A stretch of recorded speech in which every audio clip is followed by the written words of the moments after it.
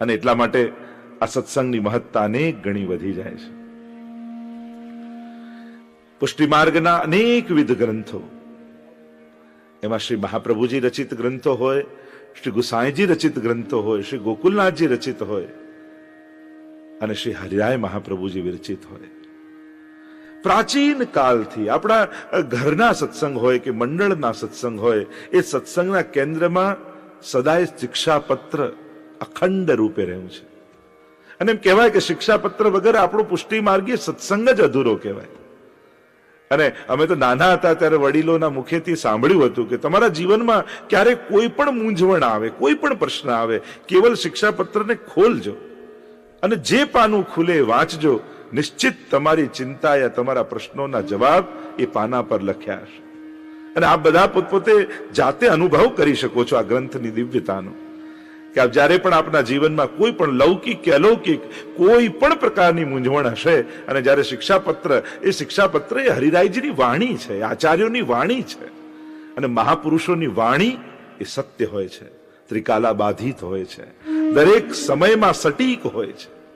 અને આજે પણ જ્યારે ખોલશો ને, નિશ્ચિત તમારી ચિંતાઓના સમાધાન એમાં લખ્યા હશે.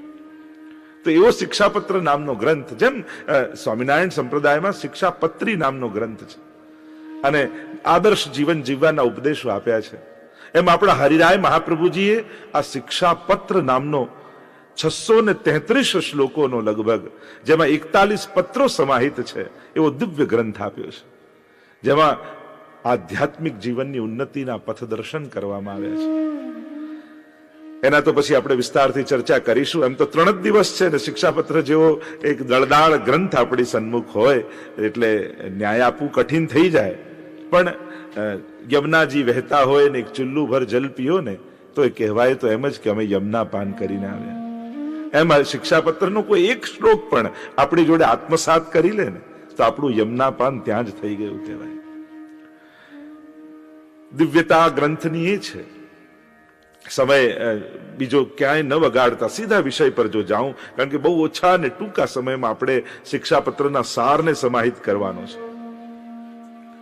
આપ બધા જાણો છો કથા, એમ આ એક એવો દિવ્ય ગ્રંથ છે ને એક વિશેષ ગ્રંથ છે કે જે કેવલ પોતાની વિદ્વત્તા યા પોતાના વિચારોને પ્રગટ કરવા માટેની રચના નથી થઈ, પણ એની રચનાનો એક ઇતિહાસ છે, એની એક ઘટના છે.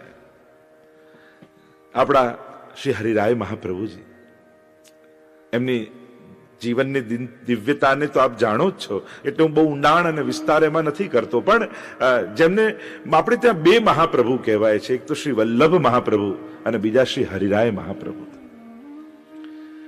એવી મહાપ્રભુજી ગુસાઈજીની કૃપા શ્રી હરિરાયજી પર રહી છે.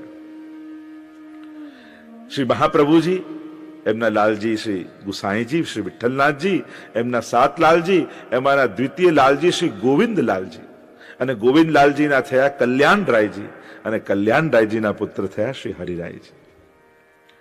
અને શ્રી હરિરાય મહાપ્રભુજી અનેકવિધ ગ્રંથો, અનેકવિધ પદો, અનેક પ્રકારનું સાહિત્ય પુષ્ટિ માર્ગને આપ્યું છે. પુષ્ટિ માર્ગને સમૃદ્ધ કરવામાં શ્રી હરિરાય મહાપ્રભુજીનો બહુ મોટો ફાળો છે. 7 બેઠકજીઓ શ્રી હરિરાય મહાપ્રભુજીના પ્રગટ રૂપે આજે પણ ભૂતલમાં બિરાજમાન છે, કે જ્યાં હરિરાયજી પ્રગટ સ્વરૂપે બિરાજમાન છે. એવા શ્રી હરિરાય મહાપ્રભુજી, જેમને આપણે દીનતા સાગર કહીએ, જેમને આપણે શિક્ષા સાગર કહીએ, જેને આપણે રસસાગર કહીએ, એવા શ્રી હરિરાય મહાપ્રભુજી આટલા મોટા પ્રકાંડ વિદ્વાન હોવા છતાંય કેવી સરળતા, કેવી દીનતા આપની. આજે પણ વૈષ્ણવ સૃષ્ટિ દીનતાના ઉદાહરણ રૂપે શ્રી હરિરાયજીની આગળ આંગળી ચીંધે છે, કે દીનતા કેવી હોય તો શ્રી હરિરાયજી પાસેથી શીખો. એવા દીનતાના સાગર, એવા શિક્ષાના સાગર શ્રી હરિરાય મહાપ્રભુજી. શિક્ષાપત્રના પ્રાગટ્યની કથા એવી છે, શ્રી હરિરાય મહાપ્રભુજી પધાર્યા છે જેસલમેર. અનેક જીવ પર કૃપા કરવા દેશાંતર પ્રવેશ, અને કોમલ પદ જ્યાં કમલ વિલસે, ધન્ય કહું તે દેશ. શ્રી ગોપાલદાસજી વલ્લભાખ્યાનમાં તો શ્રી મહાપ્રભુજી ગુસાઈજી માટે ગાય છે કે જ્યારે જ્યારે જ્યાં જ્યાં મહાપ્રભુજી અંગ બંગ કલિંગ કૈકટ મગધ માર સુર સિંધ, તે તામસના અઘર્યા પરતાપ પદ રજગંધ. શ્રી મહાપ્રભુજીએ 3 વાર ખુલ્લા ચરણારવિંદથી સમગ્ર ભારત વર્ષની પરિક્રમા કરી અને જ્યાં જ્યાં મહાપ્રભુજી પધાર્યા, ધન્ય કહું તે દેશ કોમલ પદ જ્યાં કમલ વિલસે. ધન્ય છે ભૂમિ કે જેને મહાપ્રભુજીના ચરણોનો સ્પર્શ પામ્યો છે. શ્રી વિઠ્ઠલનાથજી, શ્રી ગોકુલનાથજી, શ્રી હરિરાયજી, આ બધા મહાપુરુષોના ચરણારવિંદનો સ્પર્શ જે ભૂમિને મળે એ ભૂમિ કેવી ભાગ્યશાળી છે. અને એટલા માટે સર્વોત્તમ સ્તોત્રમાં પણ ગુસાઈજીએ શ્રી મહાપ્રભુજીના નામ લખતા કહ્યું ભૂમિ ભાગ્યમ, કે ભૂમિ પણ પોતાના ભાગ્યની સરાહના કરી રહી છે. ધન્ય છું હું, શ્રી મહાપ્રભુજીના કોમલ ચરણારવિંદનો મને સ્પર્શ મળી રહ્યો છે. કારણ કે જયારે વિનંતી ભૂમિએ કરી હતી ઠાકોરજીને, અને ત્યાં જઈને ક્ષીરસાગરમાં જે 10મ સ્કંદમાં તમે કથા સાંભળો છો, ભૂમિ પર ભાર વધ્યો, બ્રહ્માજી પાસે ભૂમિ ગઈને કહ્યું કે મારો ભાર વધ્યો છે અને ક્યારે ભગવાન આ ભૂમિનો સ્પર્શ કરશે. અને 11 વર્ષ ને 52 દિવસ ઠાકોરજીએ ખુલ્લા ચરણારવિંદથી વ્રજની ભૂમિને પાવન કરી છે. પણ ભારત વર્ષની અન્ય ભૂમિએ કહ્યું કે પ્રભુ આપ ખુલ્લા ચરણારવિંદથી વ્રજની ભૂમિને તો પાવન કરી, પણ અમને આપનો સ્પર્શ ક્યારે મળશે? અને ત્યારે પ્રભુએ કહ્યું કે હમણાં તો કૃષ્ણ સ્વરૂપે પધાર્યો છું ને બ્રજને પાવન કર્યું, પણ જ્યારે વલ્લભ સ્વરૂપે પધારીશ ત્યારે સમગ્ર ભારત વર્ષની ભૂમિને પાવન કરીશ. અને શ્રી મહાપ્રભુજી ખુલ્લા ચરણારવિંદથી સમગ્ર ભારતની 3 વાર પરિક્રમા કરી એ ભારતની ભૂમિને ધન્ય કરી છે. એના મહાત્મને વધાર્યું છે, તીર્થોને સનાથ કર્યા છે. તીર્થ સકલ સનાથ કીધા ચરણ રેણુ સમાજ. સાધારણ વ્યક્તિ તીર્થોમાં જઈને પવિત્ર થાય, પણ તીર્થો પણ પ્રતીક્ષા કરે છે કે ક્યારે આવા મહાપુરુષ જેવા, મહાપ્રભુજી જેવા આચાર્યો અમારી પાસે પધારે, અમારામાં સ્નાન કરે અને અમને કૃતાર્થ કરી દે. કારણ કે પાપીઓ પાપ પધરાઈ જાય અને તીર્થો પ્રતીક્ષા કરે કે આ પાપ બધા મૂકી તો જાય છે, પણ અમે શુદ્ધ ક્યાં થઈશું? ત્યારે તીર્થો પણ મહાપુરુષોની પ્રતીક્ષા કરતા હોય છે. અને જ્યારે આવા મહાપુરુષો તીર્થોમાં આવીને સ્નાન કરે ત્યારે તીર્થો પણ પવિત્ર થઈ જતા હોય છે. અને એટલા માટે તીર્થો સનાત થવા માટે આવા શ્રી મહાપ્રભુજીની પ્રતીક્ષા કરે છે. તો આવા શ્રી હરિરાય મહાપ્રભુજીની જે આપણે ચર્ચા કરી રહ્યા છે, પધાર્યા છે જેસલમેરની મરુભૂમિમાં. ઇતિહાસ અને ચર્ચાઓ અને પ્રસંગો તો ઘણા છે, પણ સીધા હું શિક્ષાપત્ર તરફ અગ્રસર થઈ રહ્યો છું, એટલે બીજી કોઈ વિસ્તાર ન કરતા. કારણ કે હરિરાય મહાપ્રભુનું જીવન ચરિત્ર જેવું છે કે એમ લાગે કે કયું પાસું સ્પર્શ કરવું ને કયું ન કરવું. જેમ હીરો હોય એના દરેક પાસાઓ ચળકતા હોય, એમ શ્રી હરિરાય મહાપ્રભુજીનું જીવન ચરિત્ર પણ એવા અનમોલ હીરા જેવું છે કે જેનું દરેક પાસું ચળકતું છે. પધાર્યા છે જેસલમેર. કથા તો એવી છે કે ત્યાંના રાજાનું રાજ્ય છે અને જે પણ ગામમાં પ્રવેશ કરે એના પર કર લાદે છે. હરિરાય મહાપ્રભુજી પ્રવેશવા ગયા ગામમાં, તુરંત કહ્યું કે 32 રૂપિયાનો કર લાગશે. હરિરાય મહાપ્રભુજીને થયું કે કોઈ વેપારી હોય, કોઈ ધંધાર્થે આવ્યું હોય, કોઈ લૌકિક કામ અર્થે આવ્યું હોય ને એની પાસે વસૂલ કરે તો ઠીક છે, પણ જયારે મહાત્માઓ, સંતો, આચાર્યો, મહાપુરુષો જીવોને કૃતાર્થ કરવા પધારતા હોય ને એની પાસે પણ કર લે તો જાઓ, અમારે ગામમાં પ્રવેશ નથી કરવો. અને આમ વિચાર કરીને હરિરાય મહાપ્રભુજી ગામની બહાર મુકામ કર્યો. કથાઓ ઘણી બધી છે. કુવામાંથી જલ લાવવાનું કહ્યું ને વૈષ્ણવે કહ્યું કે આ કુવામાં તો ટીપું પાણી નથી. હરિરાય મહાપ્રભુજી કહ્યું જાઓ ફરી જઈને જુઓ. અને જઈને જુએ તો છલો છલ જલથી છલકાઈ રહેલો કુવો દેખાયો. આશ્ચર્ય થયું અને વાત થોડી વારમાં તો આખા ગામમાં પ્રસરી ગઈ કે એવા કોઈ મહાત્મા પધાર્યા છે કે જ્યાં સૂકું બંજર ભૂમિ છે, આ જેસલમેરની ભૂમિ, ટીપુય પાણી નથી, અને મહાત્માનો પ્રભાવ એવો છે કે આજે પાણીથી છલકાઈ રહ્યો છે. અને વાત ફેલાતી ફેલાતી રાજા પાસે ગઈ. રાજાને થયું કે આવા મહાપુરુષ પધાર્યાનું એમની પાસે કર લઉં છું. ક્ષમા માંગતા માંગતા આવ્યા છે. હરિરાય મહાપ્રભુજીના સેવક થયા. સંક્ષિપ્તમાં જો વાત કરું તો હરિરાય મહાપ્રભુજીને પોતે પધરાવીને લઈ ગયા. ત્યાં ગિરધારીજીનું મંદિર છે. હરિરાયજીના એ પાવન ભૂમિના બેઠકજી બિરાજમાન છે. અને ત્યાં હરિરાય મહાપ્રભુજી 6 માસ સુધી મુકામ કર્યો. અનેક ગ્રંથો પર ટીકા લખાઈ રહી છે, સત્સંગ થઈ રહ્યા છે. રાજાનો સમગ્ર પરિવાર હરિરાયજીનો શિષ્ય થયો છે. ગિરધારીજીનું સ્વરૂપ સેવામાં પધરાવ્યું છે. પણ શ્રી હરિરાય મહાપ્રભુજી તો સાક્ષાત પ્રભુરૂપ છે. મહાપુરુષ છે, ત્રણેય કાળને જાણે છે, શું થયું છે, શું થઈ રહ્યું છે, શું થવાનું છે. ત્યાં નિજ ગૃહમાં આપના નાના ભાઈ ગોપેશ્વર અને ગોપેશ્વરજી એમના બહુજી સાથે, જે એમના નિજ સેવ્ય સ્વરૂપ શ્રી વિઠ્ઠલનાથજી, એમને ખૂબ લાલ લડાવી રહ્યા છે. બંને મળીને વિઠ્ઠલનાથજીને વિવિધ સુખનો વિચાર કરે છે, અનેક ભાંતિથી લાલ લડાવે છે. અહીંયા હરિરાય મહાપ્રભુજીએ ત્રિકાળના જ્ઞાતા છે એટલે જાણી લીધું કે ટૂંક જ સમયમાં ગોપેશ્વરજીના વહુજી લીલામાં પધારી જવાના છે, એટલે ધામમાં પધારી જવાના છે. અને થયું કે જો વહુજી પધારી જશે અને સેવામાં આટલા સહાયક છે તો ગોપેશ્વરજીને ખૂબ ઉદ્વેગ થશે, ખૂબ ખેદ થશે. અને ઉદ્વેગ થશે તો સેવામાં બાધક છે. એટલે હરિરાયજી યુક્તિ કરી, મનમાં વિચાર કર્યો કે અત્યારથી હું એમને પત્રો લખું. હજી લીલામાં પ્રવેશ્યા નથી, પણ હરિરાયજી ભવિષ્યના જ્ઞાતા છે, જાણી ગયા અને પત્રો લખવાની શરૂઆત કરી. અને આ પત્રો એ કેવલ કોઈ લૌકિક ખબર અંતર પૂછવા માટેના નથી, પણ એક ગુરુ જેમ પોતાના શિષ્યને ઉપદેશ આપે એવા ઉપદેશાત્મક પત્રો. અને આવા 41 પત્રો જે પોતાના લઘુ ભ્રાતા ગોપેશ્વરજીને ઉપદેશ આપવા માટે, આશ્વાસન આપવા માટે અને સંદેશ આપવા માટેના જે પત્રો લખ્યા, એ 41 પત્રોનું સંકલન આપણે ત્યાં શિક્ષાપત્ર રૂપે ઓળખાય છે.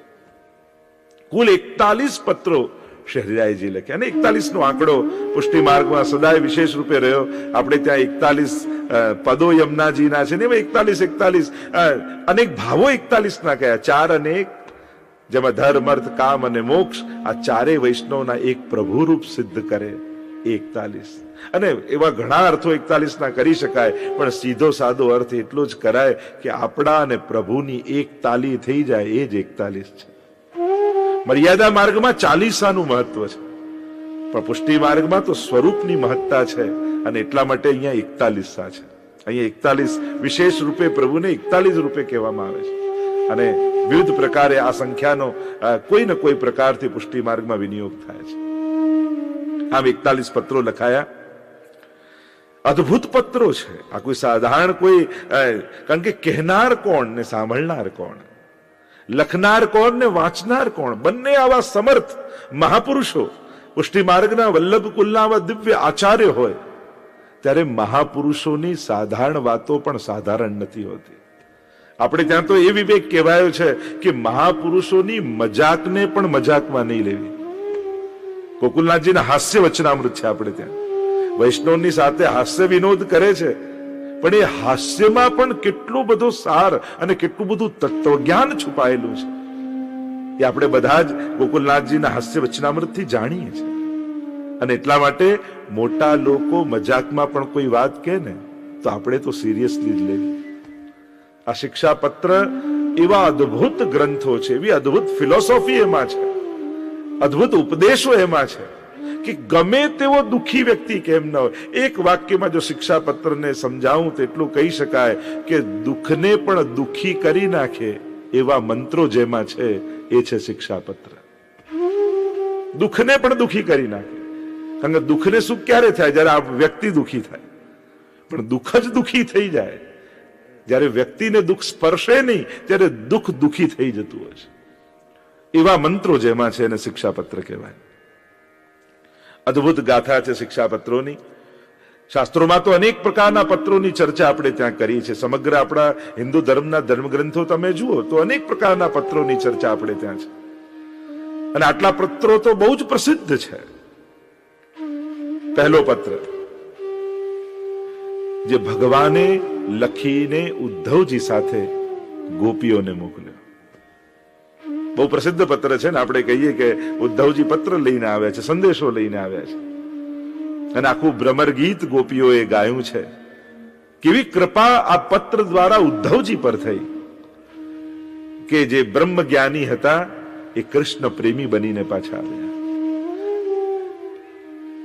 ગોપીઓ પાસે ગયા છે અને જે ચર્ચાઓ છે ભાગવતજીમાં તો ખૂબ એના વિસ્તારથી વર્ણન થયા છે.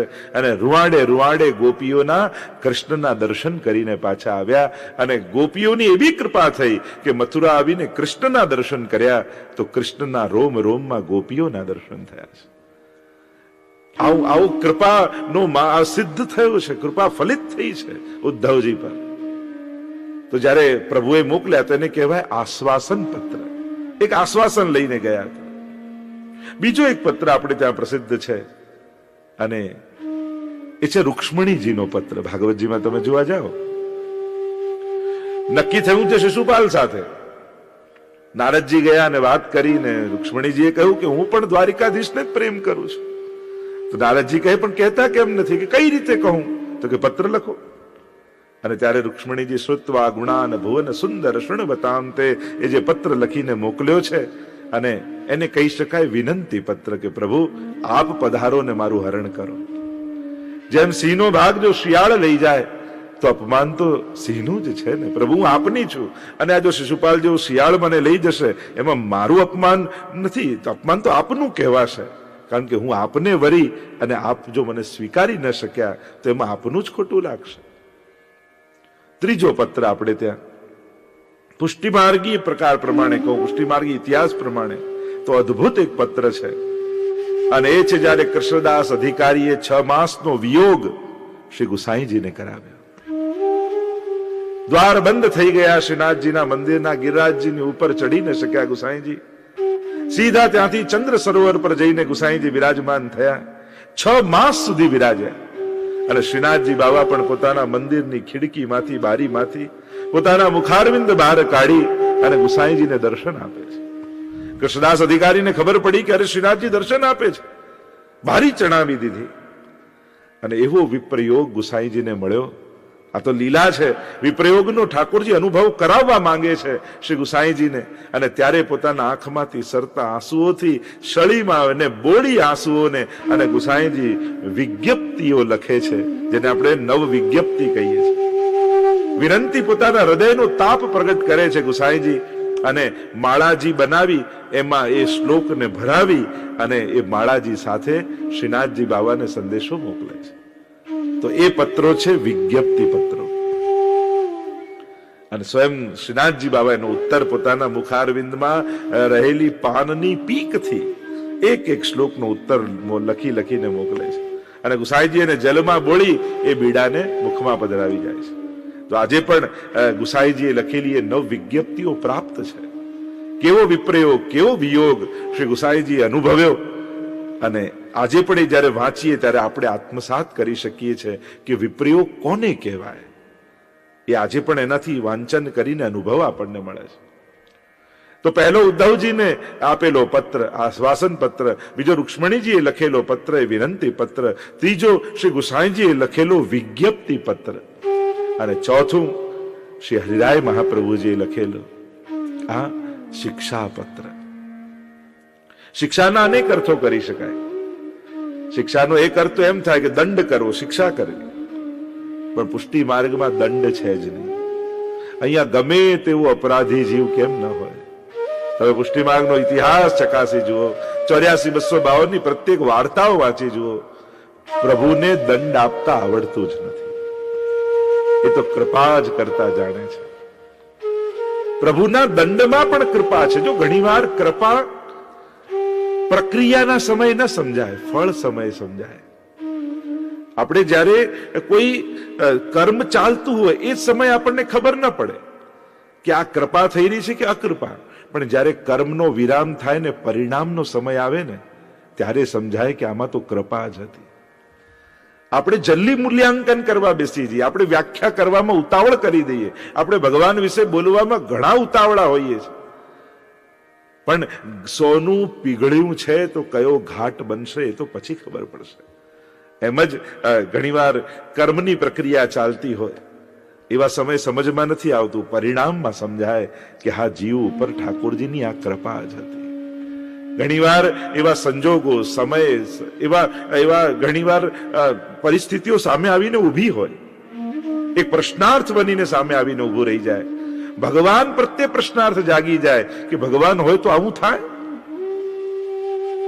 પણ ઘણી વસ્તુઓ સમય ગયે સમજાતી હોય છે. શિક્ષા દંડ નથી, અહીંયા તો શિક્ષા એટલે ઉપદેશ છે. શ્રેષ્ઠ વ્યક્તિ એ જ છે કે જ્યારે વિપરીત સંજોગોમાં આપણી સમજ બંધ થઈ જાય ત્યારે કોઈ મોટાની સમજથી કામ પતાવી લે. ઘણી વાર શું થાય કે વિપરીત સંજોગોમાં જો અહંકાર પણ ને, હું કેમ પૂછવા જાઉં, હું કેમ બીજાનું સાંભળું, હું શું કરવા પૂછું. ઘણી વાર ઘણા સહાયક લોકો હોય છે, એવું નથી, પણ આપણો જ અહંકાર આપણને પાછો પાડી દેતો હોય છે. હું તો ઘણી વાર કહું, દુર્ભાગ્ય ચાલતું હોય ને ત્યારે ભેગા કરેલા આશીર્વાદ કામ કરી જતા હોય છે.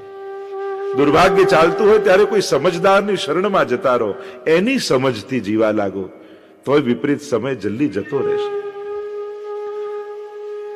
તો અહીંયા શિક્ષા એ દંડ નથી, શિક્ષા એ ઉપદેશ છે. અને એવા 41 પત્રો, અને એમાં પણ જ્યારે શિક્ષાપત્ર લખાયા, ટૂંકાણમાં અત્યારે ચર્ચાઓ તો ઘણી બધી, એટલી બધી ચર્ચાઓ શિક્ષાપત્ર બાબતની છે, પણ બધી કરવા જાઉં તો 3 દિવસમાં શિક્ષાપત્ર થઈ ન શકે, એટલે સીધું સાર રૂપે જ ચર્ચા કરું છું. શ્રી હરિરાય મહાપ્રભુજીએ ઘણીવાર એવી માન્યતા પહેલા હતી કે 41 શિક્ષાપત્રો લખ્યા અને પછી ગોપેશ્વરજીના વહુજી લીલા કર્યા. પણ જો થોડુંક ગહનતાથી અધ્યયન કરો તો તમને સમજાશે કે 41 પત્રો પહેલા લખાયા નહોતા. લગભગ જો આપણે અધ્યયન કરીએ શિક્ષાપત્રનું તો 6 પત્રો શ્રી હરિરાયજી લખ્યા. આખી એવી વ્યવસ્થા રાજાની સહાયતાથી હરિરાયજીએ કરી દીધી હતી કે સવારે પત્ર લખાય ને આપે, અને સાંજણી સવાર ત્યાંથી નીકળે અને 8 ગાંવ સુધી ચાલે, ત્યાં બીજો ઉભો હોય, પાછો 8 ગાંવ સુધી ત્રીજો ઉભો હોય, અને સાંજ સુધી તો પહોંચી જાય પત્ર.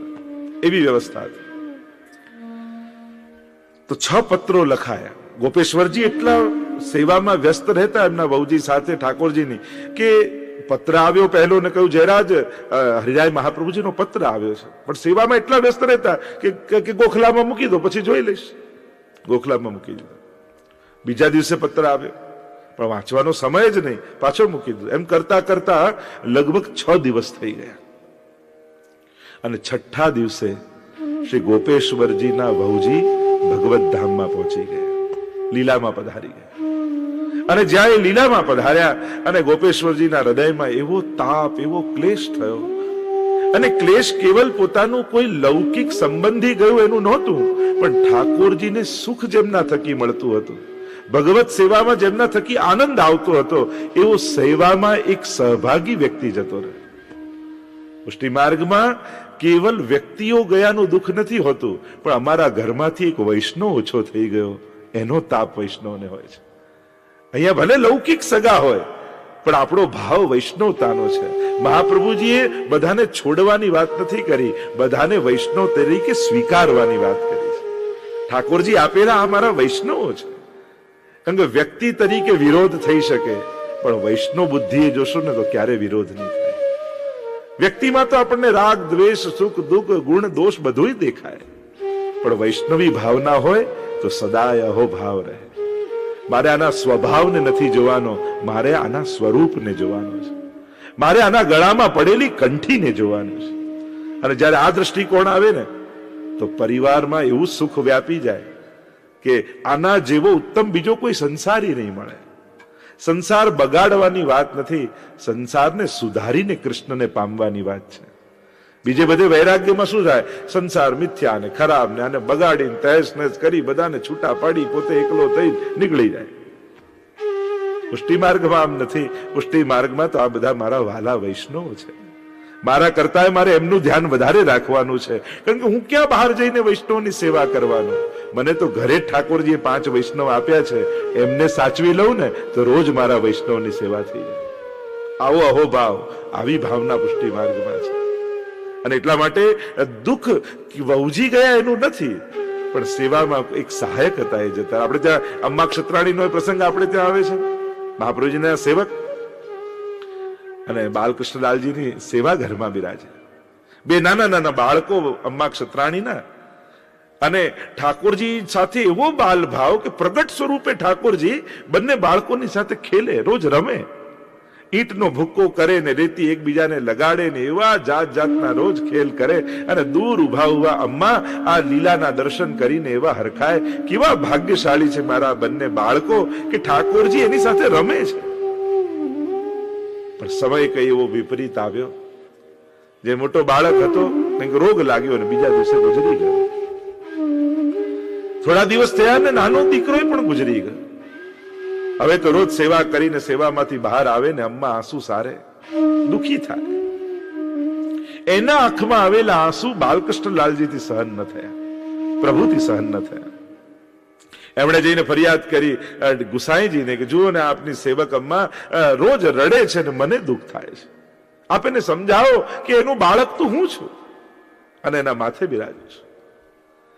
ગુસાઈજી અમ્માને બોલાવ્યા અને કહ્યું, અમ્મા બાળકો ગયા દુઃખ છે, પણ તમારા સાચા બાળક તો આ બાલકૃષ્ણલાલ છે. એ તો સદાય અખંડ રૂપે તમારા માથે બિરાજે છે, રડો છો કેમ? ત્યારે અમ્માએ કહ્યું કે નાથ, હું રડતી એટલા માટે નથી કે મારા બાળક ગયા, હું રડું છું એટલા માટે કે મારા ઠાકોરજીના ખીલોના જતા રહ્યા, મારો લાલન એકલો થઈ ગયો, એ કોની સાથે હવે રમશે, એનું દુઃખ મારાથી નથી જોવાતું, અને એટલા માટે મારી આંખમાં આંસુ આવે છે. આવી પરાકાષ્ઠા પુષ્ટિ માર્ગની ભક્તિની છે. લૌકિક સંબંધો હોવા છતાંય એ લૌકિકતાને પણ અલૌકિકતામાં ફેરવી, મળેલા લૌકિક સુખને આનંદમાં ફેરવી, અને વૈષ્ણવ પોતાના જીવનને ધન્ય બનાવી લે છે. આ કળા આપણને હરિરાય મહાપ્રભુજી ગુસાઈજી આ બધા આચાર્યો આપણને શીખવાડી છે. અને એટલા માટે જ વૈષ્ણવી કુટુંબો તમે જોશો તો પ્રાચીન કાળથી જ મોટા મોટા કુટુંબો ભેગા રહેતા હોય, કારણ કે વૈષ્ણવી ભાવનાથી રહેતા હોય. આ અમારા વૈષ્ણવો છે. આવો અહોભાવ એટલે આધ્યાત્મિકને કેન્દ્રમાં રાખી સામાજિક ઉત્થાન આપણા આચાર્યો કઈ રીતે કરે છે, એ પુષ્ટિ માર્ગની આ બહુ મોટી દેન છે. કે એક ધર્મને પરોવી સંસારમાં અને સંસારને કઈ રીતે અલૌકિક બનાવી લેવો, એ કળા મહાપ્રભુજી આપણને શીખવે છે. તો ગોપેશ્વરજીને ઉદ્વેગ થયો, 3 દિવસ સુધી અન્ન જળનો ત્યાગ કરી દીધો. અરે બહુજી જતા રહ્યા, કેટલું ઠાકોરજીને લાલ લડાવતા હતા, હવે આવો સુખનો વિચાર કોણ કરશે? 3 દિવસ સુધી અન્ન જળ લીધું નહીં, શરીર કૃશ થઈ ગયું, બેભાન જેવી અવસ્થામાં થઈ ગયા. એટલામાં હરિરાય મહાપ્રભુજીના સેવક નિકટ આવ્યા ગોપેશ્વરજી પાસે ને કહેવા લાગ્યા, આ સમાચાર શું આપના દાદાભાઈ શ્રી હરિરાયજીને મળ્યા છે? ચોક્કસ મળ્યા હશે. એમણે કઈ પત્ર કે સંદેશો મોકલાવ્યો છે? અને જ્યારે આ કહ્યું ત્યારે જાણે કાન ખડા થઈ ગયા હોય ગોપેશ્વરજીના. અરે હા, લગભગ છેલ્લા 8-9 દિવસથી એમના પત્રો આવે છે. કારણ કે 6 દિવસ લીલા પત્રો આયા, 3 દિવસ લીલા કરે થયા, અન્ન જળનો ત્યાગ કરેલો, લગભગ 9 જેવા પત્રો. અને મને સમય રહેતો નહીં સેવામાંથી, એટલે હું ગોખલામાં મુકાવી દીધું. કૃપાનાથ, મોટાઓની વાણીનો ક્યારેક તો આશ્રય કરીને જુઓ. એકવાર આપે પત્રો ખોલીને વાંચો તો ખરા કે શ્રી હરિરાયજી કયો સંદેશો મોકલાવે છે. અને જ્યાં વૈષ્ણવના મુખ્ય આ વાત થઈ ત્યારે ગોપેશ્વરજીને થયું વાત તો સાચી છે. હૃદય એટલું દુઃખથી ખિન્ન હતું, પણ શ્રી હરિરાય મહાપ્રભુજીના પત્રો હતા અને એટલા માટે મનમાં એક આકર્ષણ જાગ્યું. તુરંત ગયા ગોપેશ્વરજી, ગોખલામાંથી પહેલો પત્ર પહેલા દિવસનો લીધો અને જ્યાં ખોલીને વાંચ્યો. એક એક શ્લોકો વાંચતા વાંચતા વાંચતા બીજો પત્ર લીધો, પ્રભુના સુંદર સ્વરૂપોનું વર્ણન વાંચ્યું. એક પત્રો તમે જયારે શિક્ષાપત્રના વાંચો છો, કેવી અદ્ભુત, કેવી અલૌકિક વાતો એમાં સમાયેલી છે. એમ કરતા કરતા 9 પત્રો વાંચ્યા. અને જ્યાં 9 પત્રો વાંચ્યા ત્યાં તો એકદમથી શોક નિવૃત્ત થઈ ગયો, ભગવત બુદ્ધિ જાગૃત થઈ ગઈ, ચિત્ત ઠાકોરજીમાં જતું રહ્યું. અને હવે તો પ્રતીક્ષા કરે, ફરી પત્ર ક્યારે આવે, ફરી પત્ર ક્યારે આવે. અને એમ કરતા કરતા 41 દિવસ સુધી પત્રો આવ્યા. એક પત્રને લઈ અને ગોપેશ્વરજીને થયું કે આટલી સુંદર વાતો, આવા સુંદર ઉપદેશો, આવી સુંદર શિક્ષા એમાં છે, આના પર તો વ્યાખ્યાઓ લખવી જોઈએ. અને સ્વયં ગોપેશ્વરજીએ એક શ્લોક ઉપર ટીકા લખી. એટલે તમે શિક્ષાપત્રના પુસ્તકમાં જોશો ને તો ઘણા પુસ્તકમાં એમ લખ્યું હશે બડે શિક્ષાપત્ર. આપણે કે શિક્ષાપત્ર તો બરાબર છે, પણ આ બડે શિક્ષાપત્ર એવું ગ્રંથનું નામ કેમ? તો કે જે ગ્રંથમાં હરિરાયજીના શ્લોકો ઉપર ગોપેશ્વરજીની ટીકા સમાયેલી હોય અને ટીકા સાથેનું શિક્ષાપત્ર હોય એને કહેવાય બડે શિક્ષાપત્ર. અને એટલા માટે ઘણા ગ્રંથોમાં શિક્ષાપત્રના ગ્રંથ ઉપર લખ્યું હોય છે બડે શિક્ષાપત્ર. એટલે એમાં ગોપેશ્વરજીએ કરેલી વ્યાખ્યા એ પુસ્તકમાં સમાયેલી હોય છે. 41 દિવસ વાંચન કરી, કારણ કે એમ કહેવાય 6 દિવસ પછી પત્રો 9 દિવસ થયા, એટલે જ પછીના પત્રમાં એમ લખ્યું છે, કારણ કે 10મા દિવસથી શરૂ કર્યું.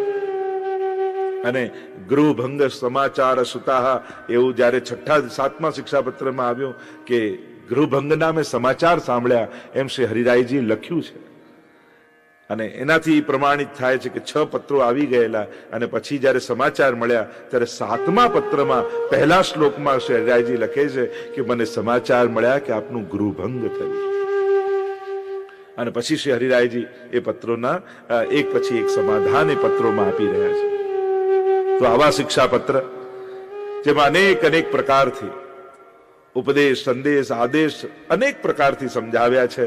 અને શિક્ષાપત્રને જો એક વ્યાખ્યામાં આપણે વાત કરીએ તો વિષાદથી પ્રસાદ સુધીની કથા એમાં છે. પ્રાય આપણા જેટલા પણ હિન્દુ ધર્મના ધર્મગ્રંથો તમે જુઓ તો વિષાદથી જ શરૂઆત થઈ હોય. તમે વાલ્મીકી રામાયણ જુઓ તો ક્રૌંચ પક્ષીને મરેલો જોઈ અને વાલ્મીકીજીને જે ઉદ્વેગ થયો, જે વિષાદ પેદા થયો, અરે આ મરી ગયું ને એકલું પક્ષી કેવું ઝૂરી રહ્યું છે, આનું શું થશે? અને એનું દુઃખ જોઈ એમને રામચરિત્ર યાદ આવ્યું કે જયારે સીતાજીનું હરણ થઈ જાય અને ભગવાન રામ જે એકલા વિવળ થઈ રહ્યા છે, અને છેક રામાજુ મહાપુરુષોની વાત કરી, લૌકિક દુઃખ જોઈને પણ સ્મરણ તો અલૌકિકનું જ થાય છે. આપણે તો અલૌકિકનો વિચાર કરીને પણ એમાં પણ લૌકિકતા ગોતી લઈએ છીએ. પણ શિક્ષાપત્ર એ કળા શીખવાડે છે કે સંસારનું દુઃખ જોઈને પણ તમને ભગવદ વિરહના દુઃખનું સ્મરણ થશે.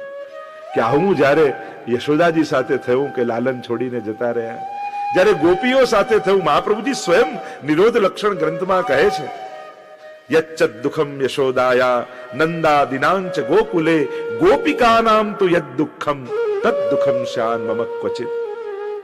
દુઃખ માંગે છે પણ કેવું? સાધારણ સંસારિક નહીં. દુઃખ આપો તો એવું મોટું દુઃખ આપો કે જે સંસારથી પર હોય. જો ભગવાન પાસે દુઃખ માંગો તો પછી દુઃખે એવું મોટું માંગો, નાની વસ્તુની યાચના ન કરો. લૌકિક માંગો તો એવું લૌકિક માંગો જે તમારો અલૌકિક સાધી દે. યચ્ચદ દુઃખમ યશોદાયા, યશોદાજીને જે દુઃખ આપ્યું ને પ્રભુ, એવું દુઃખ મને આપ.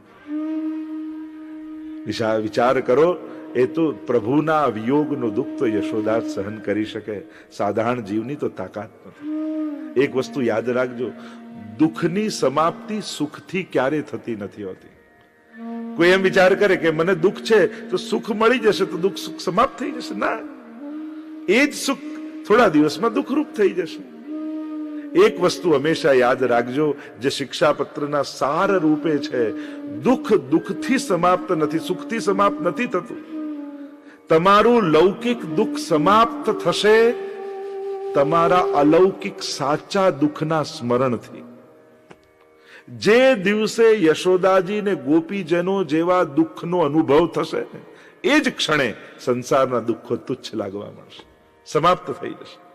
તમે એમ વિચારો કે દુઃખ સુખથી સમાપ્ત થાય? ક્યારેય નહીં. કારણ કે એ જ સુખ થોડા દિવસમાં દુઃખરૂપ હોય છે. મોટા દુઃખના અનુભવથી નાનું દુઃખ ખતમ થશે. નાનું દુઃખ એટલે લૌકિક દુઃખ અને મોટું દુઃખ એટલે અલૌકિક દુઃખ, આધિદૈવિક દુઃખ. યચ્ચદ દુઃખમ યશોદાયા નંદાદિનાંચ ગોકુલે ગોપિકાનામ તુ યદ દુઃખમ તદ દુઃખમ શ્યાન મમ ક્વચિત. એવું દુઃખ મને ક્યારે થાય? વિચાર તો કરો, માંગ પણ કેવી હોય, અને આ માંગવાનો વિચાર પણ કોને આવે? આપણને તો સ્વપ્ને ખ્યાલ ના આવે કે દુઃખે મંગાય. આવા દુઃખમાં પરમ સુખ છુપાયેલું છે. એ તો મહાપ્રભુજી જેવા આચાર્યો સમજી શકે છે કે આ દુઃખમાં જે સુખ છે ને, એવું સંસારના કોઈ સુખમાં એવું સુખ નથી. તો ત્યાં જયારે ચર્ચા થઈ જે વાત કરી રહ્યો હતો. શિક્ષાપત્ર એવું છે, અદ્ભુત ગ્રંથ છે જે પરમ દુઃખનો અનુભવ કરાવે છે. તો વાલ્મીકી જીને પણ વિષાદ, યા અર્જુનને ગીતાજીમાં તમે જુઓ તો પણ વિષાદ. યુદ્ધ કેમ લડું, સ્વજનો સામે ઉભા છે, કેમ મારીશ? અને વિષાદમાંથી પ્રસાદ રૂપે પ્રભુની વાણી પ્રગટ થઈ ભગવદ્ ગીતા આપણને મળે. તમે ભાગવતજી જુઓ તો વ્યાસજીને વિષાદ છે. આટલા ગ્રંથો રચ્યા પણ હજી આનંદ કેમ નથી, પ્રસન્નતા જીવમાં કેમ નથી પ્રગટ થતી? અને ત્યારે નારદજી પધારે છે અને ભાગવતજીનો ઉપદેશ કરે છે અને ભાગવતજીની રચના થાય છે. એમ જ શિક્ષાપત્રમાં પણ ગોપેશ્વરજીનો વિષાદ છે અને વિષાદમાંથી પ્રસાદ રૂપે શિક્ષાપત્ર આપણને મળે છે.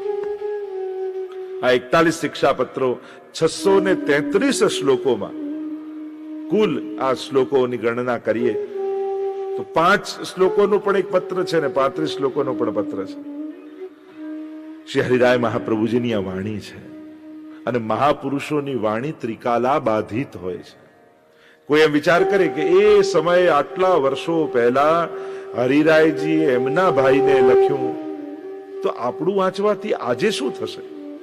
ના, ભગવદ વાણી અથવા મહાપુરુષોની વાણી ત્રણેય કાલમાં સટીક હોય છે, સત્ય હોય છે. આજે પણ આ દરેક પત્રો તમે વાંચો તો હું તમારો અંગત અનુભવ કહું અને તમે તમારો અનુભવ કરી શકો છો કે જ્યારે પણ એ પત્રને બહુ જ ભાવ સાથે અને એ રીતે વાંચો જાણે શિક્ષાપત્રમાં હરિરાયજી મને પત્રો લખી રહ્યા છે. જ્યારે કોઈ પણ ગ્રંથ બીજા માટે લખાયો આવું વિચાર કરીને વાંચીએ ને તો એની અસર નથી થતી. ષોડશ ગ્રંથમાં પણ એક એક ગ્રંથ વાંચો ત્યારે એમ લખો કે આ કોઈ નરહરી સંન્યાસીને કે બુલા મિશ્રને કે એને નથી લખ્યો, મહાપ્રભુજી આ ગ્રંથ મારા માટે લખ્યો છે. એ રીતે જયારે એક એક ગ્રંથોને વાંચશો ને ત્યારે ગ્રંથોનો પ્રભાવ તમારા જીવનમાં લાગવા મળશે. પણ આ બીજા માટે છે એવું વિચાર કરશો તો તમને નહીં સ્પર્શે. શિક્ષાપત્રને ખોલો ત્યારે એક એક પત્ર એ રીતે વાંચો કે હરિરાયજી મને લખી રહ્યા છે, આ મારા માટે લખેલો પત્ર છે. અને પત્રની પણ એક પ્રકારની અદ્ભુત રચનાઓ માનવામાં આવી છે. પત્રની આપણે ત્યાં એક પરંપરા છે અને પાછળથી પણ કેટલાય વિચારકો ને કેટલાય મહાપુરુષો, કેટલાય સમાજ સુધારકો એમના પત્રો આજે પણ સંકલિત કરીને રાખવામાં આવે છે અને એ પત્રો દ્વારા એમની જીવન દર્શનની વિવેચનાઓ કરવામાં આવે છે. એમ જ શરૂઆત જોવા જાઓ તો શ્રી હરિરાય મહાપ્રભુજીથી થઈ છે આ પત્ર સાહિત્યની, કે આ પ્રકારથી પત્રો લખી અને પત્ર સાહિત્ય રૂપે પ્રાપ્ત થાય, પત્ર ગ્રંથ રૂપે પ્રાપ્ત થાય. વિચાર કરો એ બે ભાઈઓનો સંબંધ પણ એ વલ્લભકુલમાં કેવો અલૌકિક હશે. આ વલ્લભકુલ કેવું અલૌકિક છે, એમનું લૌકિક પણ કેવું અલૌકિક છે એ એમના પત્ર વ્યવહારથી આપણને ખબર પડે. સાધારણ વ્યક્તિ પત્ર લખ્યું હોય તો કેવલ ઘરની અંતર ખબર અંતર જ હોય, આવી ભગવત ચર્ચા ન હોય. પણ અમારે ત્યાં વલ્લભકુલમાં આજે પણ જ્યારે કોઈને કોઈ વાત કહેવામાં આવે ત્યારે એ અમારા ભાઈ છે, પુત્ર છે કે દીકરા છે એ રીતે ન જોવાય. એ વલ્લભકુલના આચાર્ય છે, શ્રી મહાપ્રભુજીનો અંશ છે, શ્રી વલ્લભ એમની અંદર બિરાજે છે એવો ભાવ રાખી અને કોઈ વાત કરાતી હોય છે. આજે પણ એ વિવેક, આજે પણ તમે પવિત્ર બારસ આદિમાં જુઓ તો ભલે વડીલ આચાર્ય હોય, નાના બાળક હોય વલ્લભકુલ, એમને પવિત્ર ધરાવીને વંદન કરે, કારણ કે આ પણ એક વલ્લભનું સ્વરૂપ છે એવો અહોભાવ આજે પણ રાખવામાં આવે છે. તો આ આપણી દિવ્ય પરંપરાઓ છે અને જે લોકો પોતાની પરંપરાને ભૂલી જાય છે ને ભૂતકાળને ભૂલી જાય છે એમનું ભવિષ્ય બહુ અંધકારમય હોય છે. ભવિષ્યને ઉજળું બનાવવા માટે ભૂતકાળ તરફ એક નજર રાખવી બહુ જરૂરી છે, કારણ કે દિવ્યતા અને ભવ્યતાને જોતા રહેશો તો ભવિષ્યને ભવ્ય બનાવશો, નહીં તો હીનતાનો ભાવ હૃદયમાં પ્રવેશ કરી જશે અને પછી ભવિષ્ય અંધકારમય થઈ જશે. પુષ્ટિ માર્ગનો ભૂતકાળ એટલો બધો ભવ્ય હતો અને એટલા માટે આશ્વાસનથી કહી શકાય, વિશ્વાસથી કહી શકાય કે એનું ભવિષ્ય પણ એવું જ ઉજળું છે. કારણ કે આવી દિવ્ય પરંપરાઓ આપણી પાસે છે, આવા દિવ્ય ઉદાહરણો આપણી પાસે છે, આવા દિવ્ય આચાર્યો આપણી પાસે છે કે આજે પણ એમની તરફ દ્રષ્ટિ કરીએ અને એમના કેવલ ગ્રંથોનો, એમના જીવન ચરિત્રનો વિચાર કરીએ તોય આપણા સમસ્ત દુઃખો સમાપ્ત થઈ જાય, આપણા જીવનમાં અલૌકિકતાનો સંચાર થઈ જાય. એવા એવા ઘટનાઓ, એક એક આચાર્યો, તમે સાથે લાલજીના જીવન ચરિત્રનું દર્શન કરો, એક એક ઘટનાઓ એમના જીવનને જુઓ, કેવું સમર્પણ એમનું છે, કેવી સેવામાં રુચિ છે એમની. આ એક એક જીવન ચરિત્ર, જેમ જેમ પ્રસંગો નીકળશે આપણે ચર્ચા કરતા જઈશું. શ્રી હરિરાય મહાપ્રભુજી લખેલા 41 શિક્ષાપત્રોનું સંકલન કરી અને 41 પત્ર રૂપે પ્રાપ્ત થયા. શિક્ષાપત્ર અનેક પ્રકારથી એની ચર્ચાઓ આપણે ત્યાં પુષ્ટિ માર્ગમાં કરવામાં આવી, પણ જો સંક્ષિપ્તમાં, કારણ કે સાર રૂપે આપણે લેવાનું છે, તો વિચાર કરીએ કે શિક્ષાપત્રનું ફલ શું. કોઈ પણ ગ્રંથ જયારે પઠન પાઠન કરતા હોય ત્યારે વિચાર થાય કે આ વાંચન કરીએ, આનો અધ્યયન કરીએ તો આનાથી ફળ શું મળશે. 5 ફળની જેમ ભાગવતજીમાં ચર્ચા છે, એમ જો શિક્ષાપત્રના 5 ફળની ચર્ચા કરું તો શિક્ષાપત્રનું પહેલું ફળ, ચિત્તમાંથી લૌકિકતાનો સંપૂર્ણ નાશ થઈ જાય. જો શિક્ષાપત્રનું સાચા હૃદયથી પઠન કરો તો તમારા મનમાં રહેલી લૌકિકતાનો નાશ થઈ જશે અને અલૌકિકતાનો સંચાર થઈ જશે. શિક્ષાપત્રમાં જ હરિરાય મહાપ્રભુજી ક્યાંક આજ્ઞા કરે છે, શિક્ષાપત્ર લખતા જ, કે જેમ અગ્નિ ઉપર જલ ચડાવવામાં આવે, તમે અગ્નિ પર પાણી નાખો તો અગ્નિ બુઝાઈ જાય, પણ એ જ પાણીને પાત્રમાં ભરીને અગ્નિ ઉપર મૂકો તો અગ્નિ પાણીને બાળી નાખે. એમ જ આ ભગવત ભાવ છે અગ્નિ. સંસારની લૌકિક કામનાઓ લઈને અગ્નિમાં નાખવા જશો તમારો ભગવત ભાવ બુઝાઈ જશે, પણ તમારી લૌકિકતા લઈને પણ સત્સંગના પાત્રમાં મૂકશો ને તો આ ભગવત ભાવનો અગ્નિ તમારી લૌકિકતાને બાળી નાખશે.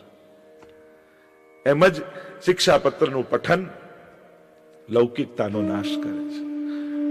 ભગવત પ્રાપ્તિમાં કોઈ બાધક તત્વ હોય તો આપણા મનમાં રહેલા લૌકિક ભાવો છે. એ જ્યારે સમાપ્ત થઈ જાય ને, દુનિયા બદલવાની કોશિશ ન કરો, ભગવાન ક્યારે બોલે એની ચિંતા અને એની ઈચ્છા મૂકી દો, એક જ ભાવના રાખો, પ્રભુ મારી લૌકિકતાનો નાશ કર. મારા સંસારનો નહીં, મારા મનમાં રહેલી લૌકિકતાનો. સંસારની કોઈ વસ્તુમાં થોડી સિક્કા માર્યા છે કે આ લૌકિક ને અલૌકિક ને અલૌકિક ને, કોઈ એમાં થોડી એવા સિક્કાઓ લખેલા હોય છે. આપણો એ વસ્તુ અને વ્યક્તિ તરફ જોવાનો દ્રષ્ટિકોણ નક્કી કરે છે કે આપણે એને લૌકિક બનાવ્યું કે અલૌકિક બનાવ્યું. ભોગવવાની ઈચ્છા થઈ એટલે લૌકિક, ભોગ ધરવાની ઈચ્છા થઈ તો એ જ વસ્તુ અલૌકિક. સ્વીકારવાની ઈચ્છા તો લૌકિક અને સમર્પણ કરવાની ઈચ્છા તો એ જ અલૌકિક. કોઈ વસ્તુ લૌકિક અલૌકિક હોતી નથી. આપણે એનો વિનિયોગ કઈ રીતે કરીએ છીએ એના પરથી એ લૌકિક કે અલૌકિક નક્કી થાય છે. અને એટલા માટે પહેલું ફળ લૌકિકતાનો નાશ અને અલૌકિકતાનો સંચાર. વિચાર કરો, આ આંખોમાં વૈષ્ણવતા વસી જાય અને પછી બધે જ વૈષ્ણવી ભાવનાથી સંસારને જો જોવા લાગીએ તો કેવો સંસાર સુંદર બની જાય. આ બદસુરત ત્યારે જ લાગે છે જ્યારે આપણી આંખોમાં લૌકિકતા હોય છે, રાગ દ્વેષ ઉદ્વેગ આ બધું હોય છે. અને એટલા માટે પરમ અલૌકિકતાનો સંચાર થવો. બીજું ફળ કયું? ભગવત ભાવની અભિવૃદ્ધિ થાય. શિક્ષાપત્રના વાંચન માત્રથી હૃદયમાં રહેલો ભગવત ભાવ પ્રજ્વલિત થાય, જીવ ભાવાત્મક બની જાય. અત્યારે આપણે બહુ બૌદ્ધિક છીએ અને બૌદ્ધિક હોવાને કારણે દરેક વસ્તુને જોખવા બેસી જઈએ અથવા માપવા બેસી જઈએ, દરેકની કસોટી કરવા બેસી જઈએ ઘસી ઘસીને. અને એટલે એમ થાય કે 99 નકામા ને એ જ વ્યક્તિ કામનો. ક્યાંક ચકાસીને આપણે જ એકલા થતા જઈએ છીએ. આ ચકાસવાની વૃત્તિ જ આપણને એકલા પાડે છે. લોકો હંમેશા બસ એ જ રહે કે આ ખરાબ ને પેલો ખરાબ ને ફલાણો ખરાબ ને આ કામમાં ના આવ્યો. બધાને આ રીતે ઝોંકવા જશો તમે જ એકલા થઈ જશો. માપવાની નહીં, પામવાની વૃત્તિથી જીવો. કેમ કરીને બધાને પામી શકાય? તો ભગવત ભાવની અભિવૃદ્ધિ. હૃદયમાં ભાવ જાગશે તો આપમેળે ભાવાત્મક જગત લાગશે. ત્રીજું ફળ કયું? તીસરું ફળ કયું? સત્સંગમાં અભિરુચિ પ્રગટ થાય શિક્ષાપત્રના વાંચનથી. કારણ કે સત્સંગની રુચિ આ પહેલું ડગલું છે પર પ્રભુ તરફ જવા માટે. જેને ભગવત સત્સંગમાં રુચિ નથી, ભગવત ગુણગાનમાં રુચિ નથી, ભગવત કથામાં રુચિ નથી, જેને વૈષ્ણવ જોડે ફાવતું નથી, ઠાકોરજીને એની જોડે ફાવતું નથી. સીધી સાદી ભાષામાં કહું, જેને વૈષ્ણવ જોડે ન ફાવે સમજી લેવું કે ઠાકોરજીને આની જોડે ફાવતું નથી. સત્સંગમાં અભિરુચિ ચિત્ત અંતઃકરણ જેટલું પવિત્ર થશે ને એટલી ભગવત કથામાં આસક્તિ જાગૃત થશે. ચોથું કહ્યું, શિક્ષાપત્રના વાંચનથી ભગવત સેવામાં તત્પરતા વધશે, ઠાકોરજીની સેવામાં રુચિ વધશે, ઉત્સાહની અભિવૃદ્ધિ થશે. ક્યારે મારા ઘરે ઠાકોરજીની સેવા બિરાજમાન થાય, ક્યારે હું એમને આમ શ્રૃંગાર કરું, આવા ભોગ ધરું, આવા લાલ લડાવું. એક વ્રજભક્તો જેવો ભાવ જાગશે, આપમેળે ભગવત સેવામાં અભિરુચિ જાગશે. પ્રભુની નિકટ બેસવાની ઈચ્છા નથી થતી, એ જ પ્રમાણ આપે છે કે હજી મારું અંતઃકરણ બહુ જ દૂષિત છે, હજી એ પવિત્ર નથી થયું. પવિત્ર થાય તો પ્રભુની નિકટતા વગર રહેવાય નહીં. અને પાંચમું ફળ જો કહું તો હૃદયમાં અલૌકિક આનંદની જાગૃતિ થાય. શિક્ષાપત્રના વાંચનથી હૃદયમાં અલૌકિક આનંદ પ્રગટ થશે, અને એવો આનંદ જેને સંસારની કોઈ વિપરીતતા દબાવી નહીં શકે. કારણ કે અત્યારે આપણે સુખ હોય છે, અને સુખ વિપરીત સંજોગોમાં દુઃખમાં પરિણમિત થઈ જાય છે. પરિસ્થિતિ આધીન છે સુખ, અને સ્વરૂપ આધીન છે એ આનંદ છે. અને આનંદરૂપ જીવ છે, પરમાત્મા આનંદ માત્ર કરપાદ મુખોદરાદી છે. અને એટલા માટે શિક્ષાપત્રના અધ્યયનથી, વાંચનથી, પઠનથી, શ્રવણથી અલૌકિક આનંદની અભિવૃદ્ધિ થશે હૃદયમાં.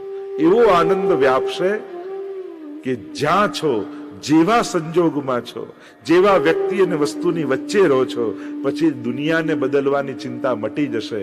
તમે પોતાના નિજ આનંદમાં જ તૃપ્ત બની જશો. કારણ કે જે પોતાના આનંદથી તૃપ્ત થયો નથી, એને દુનિયાની કોઈ પણ વસ્તુ તૃપ્તિ આપી શકતી નથી. વૈષ્ણવતાનો ઓડકાર જેને આવી જાય ને, એને કોઈ વ્યક્તિની પરાધીનતા ન રહે. હું વૈષ્ણવ છું, હું ઠાકોરજીનો છું, પ્રભુને સમર્પિત થયો છું, એ વાતની ખુશી જ્યારે જીવનમાં આવે ને, ત્યારે કોણે સાથ આપ્યો, કોણ મળ્યા, કોણે લીધું, કોણ લઈ ગયું, કોણે આપ્યું, એ બધી ચિંતા મટી જાય છે. જેને મોટું પામી લીધું એને તુચ્છનો વિચાર આવતો નથી. આપણે મોટું ચૂકી ગયા છીએ એટલે નાના નાનામાં એવા અટવાઈએ છે કે જે મોટું મેળવવા આવ્યા હતા એનો તો વિચાર નથી કરતા. મહાપ્રભુજી કહે, અરે તમે તો પ્રભુના છો, તમે તો સાક્ષાત પ્રભુ મેળવવા આવ્યા છો, એનો આનંદ લેવા આવ્યા છો. પુષ્ટિ કાયેન નિશ્ચય, પ્રભુના શ્રીઅંગની સૃષ્ટિ છો, સાક્ષાત પ્રભુને પામવાના સમર્થ થઈને તમે આવ્યા છો. પણ એ ભૂલી ગયા એટલે નાના નાનામાં અટવાઈ ગયા. મહાપ્રભુજી એ જ કહે કે તમને તો રાજમાર્ગ મળ્યો છે, ગલી ખાંચામાં શોર્ટકટો ગોતવા ન જાઓ, આ રાજમાર્ગ પર પુષ્ટિ પથ પર ચાલતા જાઓ, નિશ્ચિત સામે શ્રીનાથજી બાબા તમારી પ્રતીક્ષા કરતા તમને મળશે. તો આ 5 ફળની પણ ચર્ચા કરી શકાય.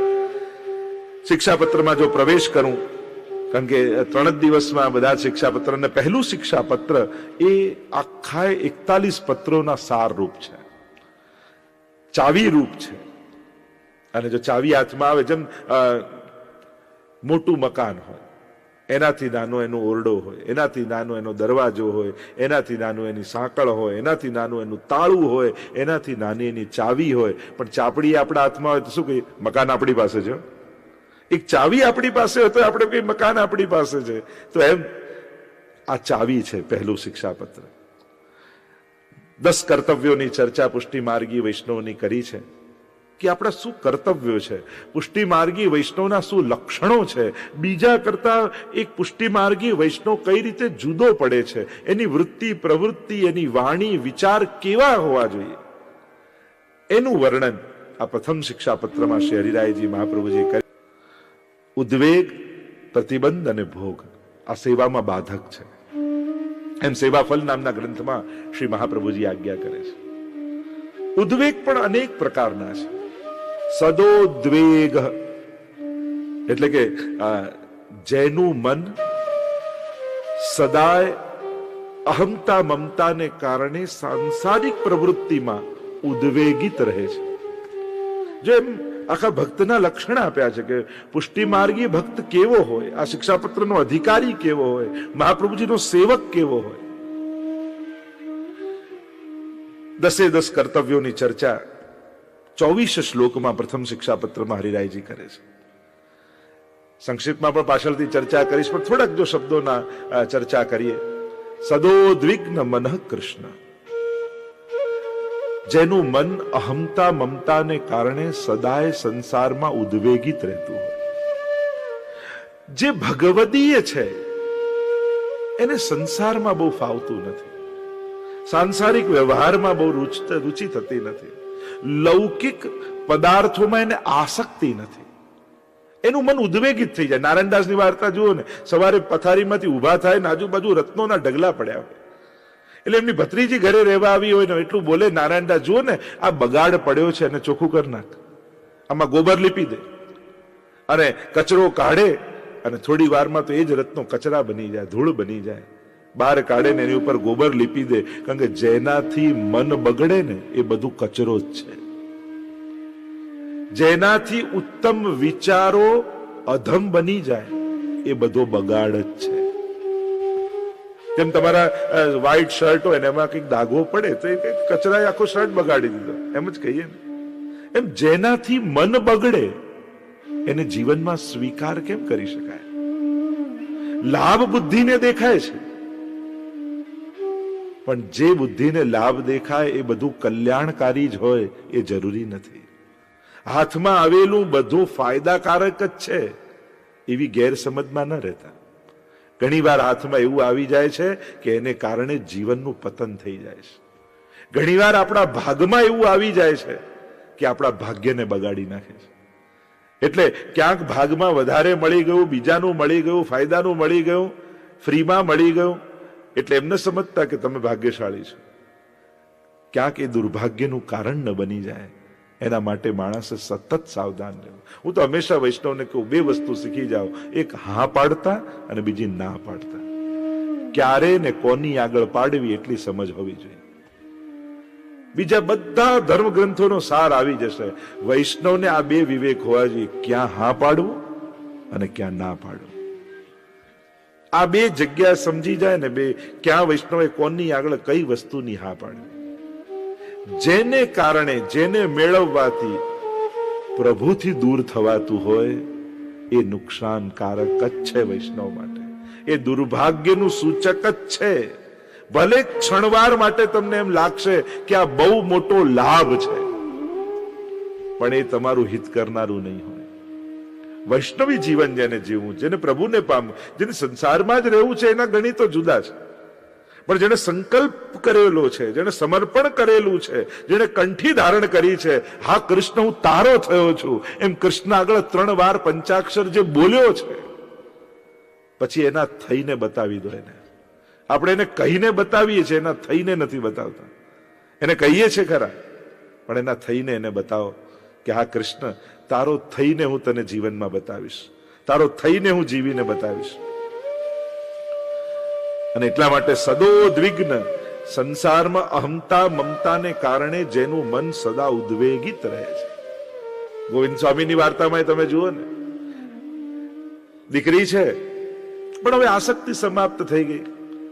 લોકો ગોવિંદ સ્વામી કહેતા, તો ગામમાં એક વૈષ્ણવ શોધતો આવ્યો અને પાદરે ગોવિંદ સ્વામી જ મળે. પૂછ્યું કે ગોવિંદ સ્વામી ક્યાં રહે છે? ગોવિંદ સ્વામી કહ્યું, અરે તમે તો ઘણા મોડા પડ્યા, ગોવિંદ સ્વામી તો ક્યારના ગુજરી ગયા છે. શું વાત કરો છો? અરે હું આટલી દૂરથી એમને મળવા માટે આવ્યો છું, એમની ખૂબ પ્રશંસા મેં સાંભળી છે. પેલો તો બહુ નિરાશ થઈ ગયો, થયો કે ચલો એમના ગામમાં આવ્યા છીએ તો એમના ઘરને તો વંદન કરતા જ જાય રહેતા હતા. અને પૂછતા આવ્યા આ કે કોઈએ કહ્યું આ ગોવિંદ સ્વામીનું ઘર. દરવાજો ખટખટાવ્યો, દરવાજો ખોલ્યો તો ગોવિંદ સ્વામી જ અંદર નીકળ્યા. કહ્યું અરે તમે તો કહ્યું હતું ગોવિંદ સ્વામી ગુજરી ગયા, તો તમે તો છો, આવું કેમ બોલ્યા? ત્યારે બે હાથ જોડીને ગોવિંદ સ્વામીએ કહ્યું કે હજી હું કહું છું, ગોવિંદ સ્વામી તો ક્યારના ગુજરી ગયા. જ્યારથી બ્રહ્મ સમાન લીધું, સ્વામી પણ તો ત્યાં જ સમાપ્ત થઈ ગયું. હવે તો આ ઘરમાં ગોવિંદ દાસ રહે છે, હવે તો ઠાકોરજીનો સેવક રહે છે.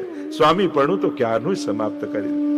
દીકરી કહેવા લાગી, પિતાજી આટલા વર્ષે હું ઘરે આવી છું, વાત તો કરો. ગોવિંદદાસ કહે, મન એક જ હતું અને એ તો શ્રીજીને સોંપી દીધું, બીજું હોત તો તારામાં લગાવે. કુમનદાસ તમે જુઓ ને, પુત્રના મૃત્યુના સમાચાર મળ્યા, અરે તમારા દીકરાને સિંહે મારી નાખ્યો છે. અને સાંભળતાની સાથે જ મૂર્છિત થઈને પડી ગયા. આજુબાજુ બધા ટોળે વળી ગયા અને વાત કરવા લાગ્યા, જુઓ ને મોટા ભગવદી બને છે પણ પુત્રનો મોહ ક્યાં કોઈને છોડે છે. અને બેભાન થઈને પડેલા છે. કુમનદાસજી ગુસાઈજી આવ્યા ને ગામના લોકોને કહેવા લાગ્યા, અરે મૂર્ખ, આ એટલા માટે મૂર્છિત નથી થયા કે પુત્ર ગયો, આ તો એટલા માટે મૂર્છિત થયા કે મને સૂતક લાગ્યું ને હવે શ્રીનાથજીના દર્શન કરવા નહીં જવાય. દર્શને ક્લિષ્ટ માનસ. આવી વૃત્તિ ભગવદીઓની છે. સદોદ્વિગ્ન મનઃ, જેનું મન સંસારમાં સેટ નથી થતું એ ભગવદી છે. કારણ કે ઘણી વાર બહુ ફાવી જાય ને સંસારમાં, પછી એમાંથી મન કાઢવું બહુ અઘરું થાય. કુંતાજી એટલે જ તો કહે કે પ્રભુ સંકટો આપો ને, કારણ કે મારું સંસારની છોડવાની તાકાત મારામાં નથી, પણ દુઃખ આવશે ને તો સંસાર જ મને છોડીને જતું રહેશે. ઘણી વાર ઠાકોરજી વિપરીત સંજોગો આપીને આપણી આસક્તિ ઓછી કરે છે. ઘરમાં બધા અનુકૂળ છે સેવામાં, તો માનો ઠાકોરજી ઈચ્છે છે કે બધા ભેગા થઈને સેવા કરીએ, અને બધા પ્રતિકૂળ છે કે બધા કોઈ માનતું નથી ને કોઈ વિરોધ કરે છે અને આપણા કયામાં નથી ને ન લૌકિકમાં ન અલૌકિકમાં કોઈ રીતે લેણું નથી, ત્યારે માનવું કે જો ઠાકોરજી મારી આસક્તિ કઈ રીતે છોડાવી રહ્યા છે. ક્યાંક મારું મન આ લોકોમાં ફસાઈ જાત, પણ આ લોકોના હૃદયમાંથી જ મારો પ્રેમ લઈ લીધો છે અને કોઈ મને પ્રેમ નથી કરતું. પ્રભુનો ખૂબ ઉપકાર છે કે નહીં તો મારું મન ચોક્કસ આમાં ફસાઈ જાત અને ફરી પુનરપી જનનમ પુનરપી મરણમ પુનરપી જનની જઠરે શયનમ, એ 84 લાખના ચક્કરમાં મારે પડવું પડત. ઠાકોરજીએ મને બચાવી લીધો. જેને આવા વિપરીતતામાં પણ કૃપા દેખાય ને એ જ વૈષ્ણવ છે. જે વિપરીત સંજોગોમાં પણ પ્રભુની કૃપાને શોધી લે એ જ વૈષ્ણવ છે. બે પ્રકારના લોકો, એક કૃપાના સમયે અલૌકિકતાના સમયે પણ સંસારને ગોતે છે અને ઘણા સંસારમાં પણ ભગવાનને ગોતી લે છે. આ કળા શિક્ષાપત્ર આપે છે. તો જે 10 કર્તવ્યો આપ્યા છે, જે 10 લક્ષણો બતાવ્યા છે વૈષ્ણવના, એમાં પહેલું લક્ષણ કહ્યું સદોદ્વિગ્ન મનઃ કૃષ્ણ. કારણ કે જયારે સમજાઈ જાય તથૈવ તસ્ય લીલેતી મત્વા ચિંતામ ધૃતમ તજેત. મહાપ્રભુજીએ મહામંત્ર આપી દીધો છે. કારણ કે જ્યાં ચિત્તો દ્વેગમ વિધાયાપી હરિ યદ યદ કરિષ્યતિ તથૈવ તસ્ય લીલેતી મત્વા ચિંતામ ધૃતમ તજેત. અરે ચિત્તમાં કેમ ઉદ્વેગ છે, કેમ ચિંતા છે? ચિત્ત તું સિદ્ધને ચિંતા કરે, કૃષ્ણને કરવું હોય તે કરે.